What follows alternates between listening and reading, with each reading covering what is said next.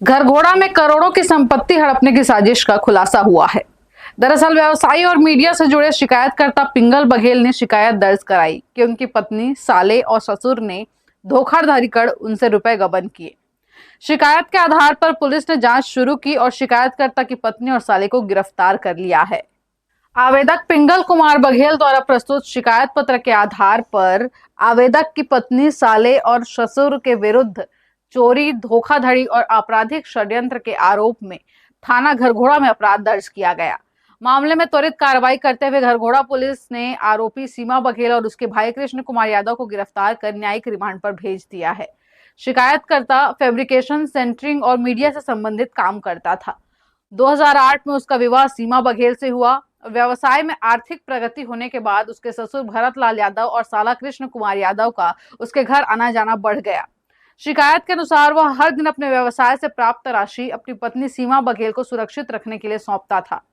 2014 में उसे संदेह हुआ कि व्यवसाय से प्राप्त राशि के अनुपात में घर में रकम उपलब्ध नहीं है। शिकायतकर्ता के अनुसार उसने तमनार क्षेत्र में अधिग्रहण योग्य भूमि खरीदने की योजना बनाई। उस भूमि पर भविष्य में करोड़ों रुपए के मुआवजे और नौकरी मिलने की संभावना थी। आरोप है कि इसी जानकारी का लाभ उठाते हुए ससुर, साला और पत्नी सीमा बघेल ने एक राय होकर उस पर दबाव बनाया और लगभग 13,50,000 रुपए की भूमि सीमा बघेल के नाम पर जबरदस्ती रजिस्ट्री करा दी। घरघोड़ा निवासी शिकायतकर्ता पिंगल बघेल ने अपने शिकायत में बताया था कि वह फैब्रिकेशन, सेंटरिंग और मीडिया से संबंधित व्यवसाय करता है। 2008 में इसकी शादी सीमा यादव नामक युवती से हुआ था।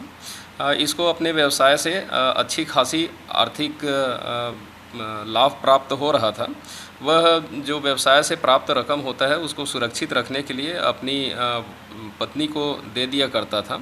बाद में इसको कुछ सालों के बाद यह एहसास हुआ कि जिस हिसाब से उसको आर्थिक लाभ व्यवसाय से प्राप्त हो रहा है उस अनुपात में घर में पैसे रकम दिखाई नहीं दे रहे हैं।